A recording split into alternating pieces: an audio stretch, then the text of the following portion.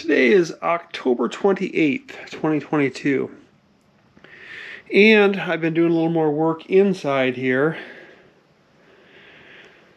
and I had to eventually just make a decision on what to do with the interior. So this is kind of what's going to happen. That over there, of course, is going to be the galley countertop, and I'm going to make an island here for the refrigerator and the freezer, and then over along this side is going to go settee, couch, whatever you want to call it, and a table. Now it's not going to be a real big table here. You know, I had a lot of different thoughts on what to try to do in here, and I don't know. It's just, you know, with the stairs coming down here, I wanted this stairway coming down a little more like stairs as opposed to a ladder. So to get that in there, it was going to take up a fair amount of space in here. I thought about putting a booth type of table and chairs in here, seating situation, but I don't know. Yeah, I don't know. That would have made for a small galley, or I would have had to move the galley over here then, and then I wouldn't have had much seating. And I wanted a place long enough for somebody to sleep out here, kind of on the center line of the boat. Or not the center line, but the center of longitudinal gravity, I guess, or whatever. But, you know, so that somebody could sleep here if you were at sea, and it would be a relative, you know, lower in the hull, more in the center of the boat, so it's, you know, less motion. So putting a long enough settee in here was one of my kind of requirements. And yeah, so that's what we're going with.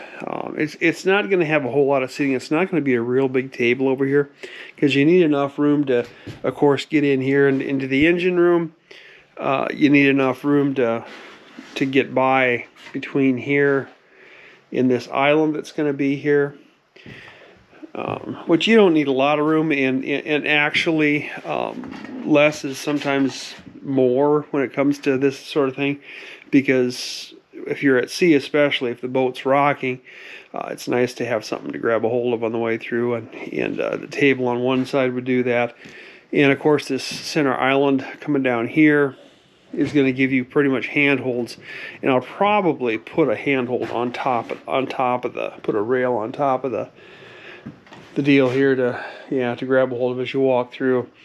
Of course, you come down here, you know, the stairs will be here, so they'll land right about down here, and then you're going to have a table over here, you know, maybe a 5-foot long table over here, and then the island here, and this thing here.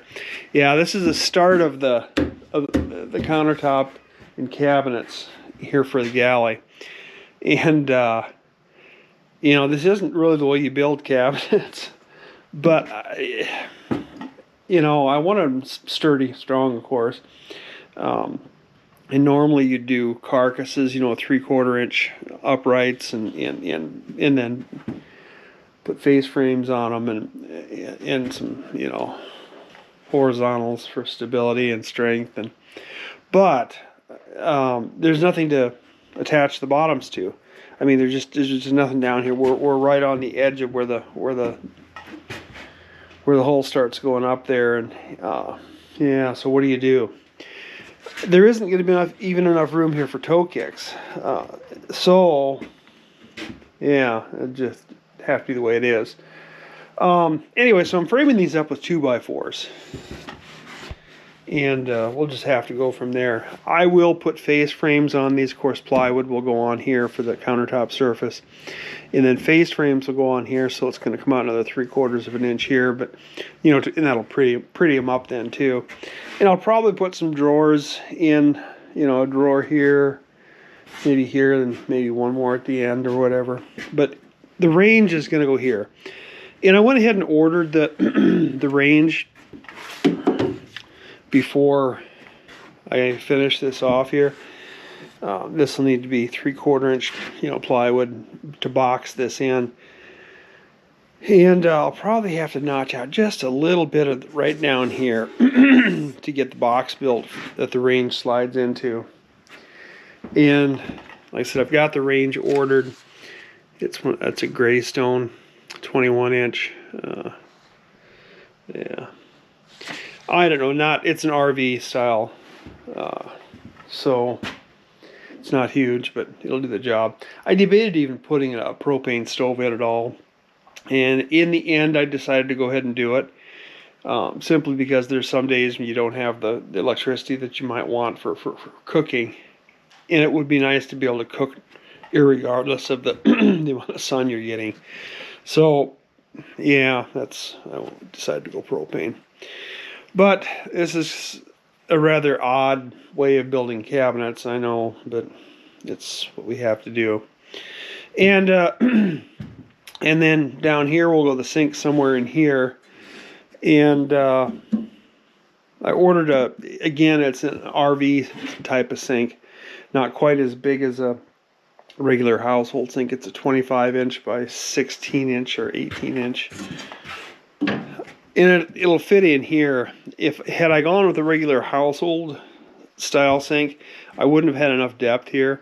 I would have had to have notched this out, and again, that would have weakened the countertop a little bit. And not that that's that critical of a deal, but you hate to be cutting chunks out like that. So I ordered a sink that's kind of designed for an RV, and it'll be plenty adequate for what's in here.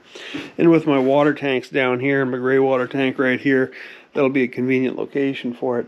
But I got that ordered too, so both of those should be here next week, and then I can kind of continue on this and get a little more work done here. But this will be plenty strong. There's no doubt about that. And that's kind of what I was looking for here, even though if it is looks a little clumsy, but it'll work.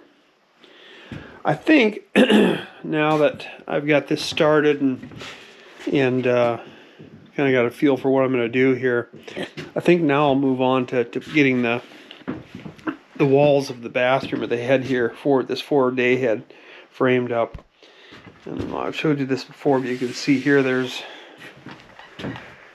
some drawings on there that indicate where that little head's going to go. And go ahead and get that done and framed up and get the walls in.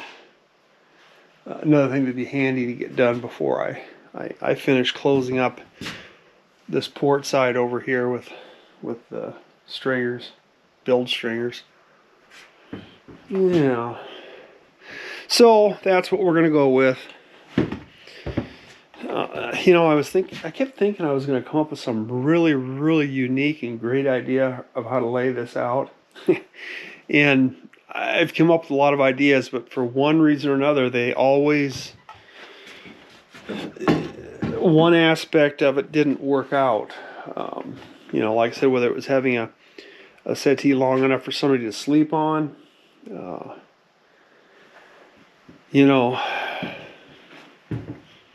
yeah.